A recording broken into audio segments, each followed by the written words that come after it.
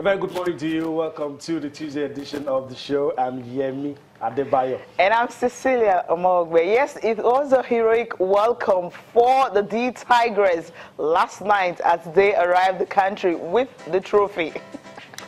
Yeah, still basking in euphoria of the victory in Mali.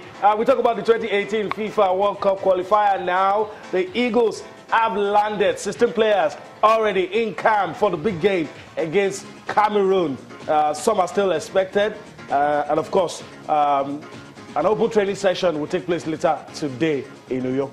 Okay, and in tennis, talking about the U.S. Open, the last Grand Slam of the year, Maria Sharapova, she's back with a bang. Guess who she had to defeat in the opening round of the U.S. Open? It was no other than second-seeded player, talking about Simona Halep. And she was just 14 minutes short of the 3 hours mark. That game was something else. Took her to 3 sets. Yeah.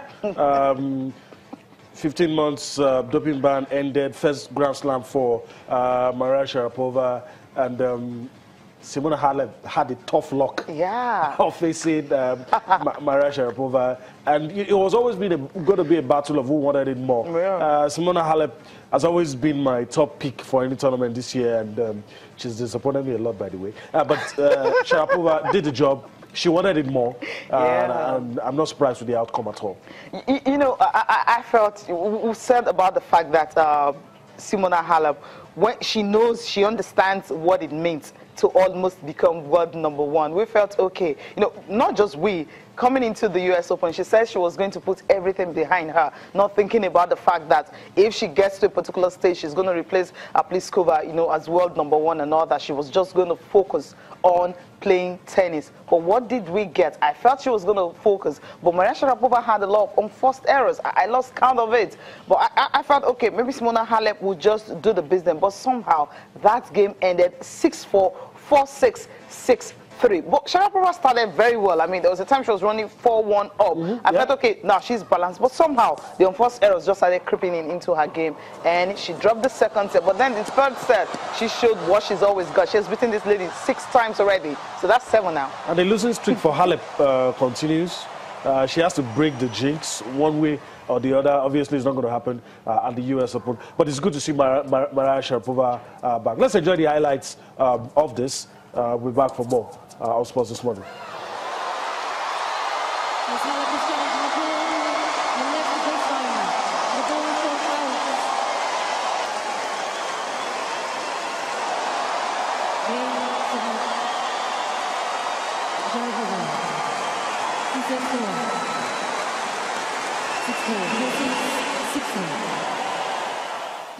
You never really know what you're going to feel until you win that match point, and you can't really control your emotions or what goes through your mind, but you just figure that everything that you go through is so worth it just for this moment. What was it, 2 hours and 44 minutes out here in front of you, and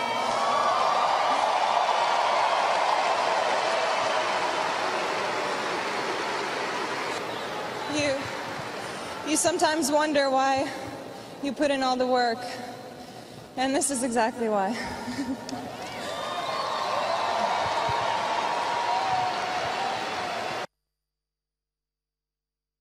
Yeah, the fans still love her. You understand how she's feeling, because for you to have been able to overcome 64 unforced errors, and also the fact that, well, she blew about 17 of 22 break points and went on to also win short of 3 hours, 14 minutes short of 3 hours mark. You know that Maria Sharapova, yes, she was ready to do the business, and she had to prove everyone that the wild card that was given to her by the USTA wasn't just a fluke at all, so she can deliver. Yeah, we'll wait to see. This is just the first round. Let's not get too excited. But then, it's good to see her back. Yeah. Better luck next time. Better luck next time. Okay. Let's, you know, we hear a lot about Joanna Konta. You know, we've been told by the British media that she's the next big thing. And she's done well for herself, you know, coming to this tournament, 7th seed. But guess what? She's out. You know, first game, first round, and she's out. She lost to Alexandra Kroenig. That's the first upset in the U.S. Open. In the women's singles, she lost 4-6, 6-3, 4-6, 6-3, and 6-4. That was how Kota lost and Krunik won to advance to the second round of the last Grand Slam of the year. And Muguruza also, she was in action, but then she didn't. Lepchenko, we know she was going to struggle against Gabi Muguruza, who coming in, winning 2 Grand Slam titles already, feeling at home at Flushing Meadows. She just had to. Very simple, home support very counted easy, for little. 6-3. Home support counted for little for Lepchenko. Muguruza was just in a class of her own, and I guess the class showed. I think Petra Kvitova as well was in action, did herself a whole lot of good. Against Jelena Jankovic. Yes. Another big game. But this big game was tight. But both sides on contrasting heads of their form. But Petra did herself good, 7-5, 7-5. It was close, it must be said. But of course, Petra Kvitova advances in this one. Yeah, it was really very close. I mean, it wasn't really easy for her. She wasn't going to have it so easy. Remember her story in December? I mean, the injury she had, another the robbery attack, the knife attack. She felt she wasn't going to play tennis again, another, and coming back just playing. She would just enjoy playing. But then her first opponent, Jelena Jankovic, she's not really a small lady when it comes to women's second. So she's big. So I believe this they probably wouldn't have met in the first round if not for what had happened to Petra, coming back through the back door, through some tournaments, and finding a way. It's the U.S. Open, and when you meet players like that, you just hope that you're playing your best tennis on the day. So we'll see what happens in that one. Okay, we'll see what happened. But then it wasn't just about the ladies and the nines. You also have the men talking about what went down with the guys. Marin Cilic, there's no upset there yet.